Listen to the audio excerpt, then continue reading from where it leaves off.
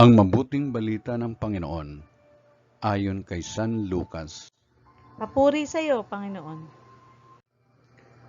Noong panahong iyon, tinanong ni Jesus ang kanyang mga alagad ng patalinhaga, maaari bang maging taga-akay ng bulag ang isa ring bulag?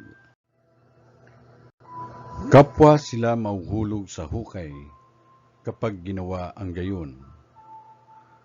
Walang alagad na higit sa kanyang guro. Ngunit kapag lubusang naturuan, siya'y magiging katulad ng kanyang guro. Ang tinitingnan mo'y ang puwing ng iyong kapatid, ngunit hindi mo pinapansin ang tahilan sa iyong mata. Paano mo masasabi sa iyong kapatid, "Kapatid, bayaan mong alisin ko ang iyong puwing," gayong hindi mo nakikita ang tahilang nasa iyong mata?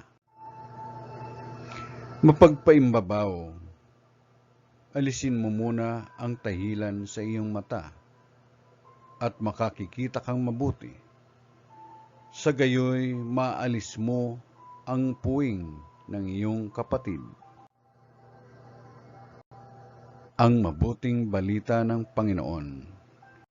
Pinupuri ka namin, Panginoong Hesukristo.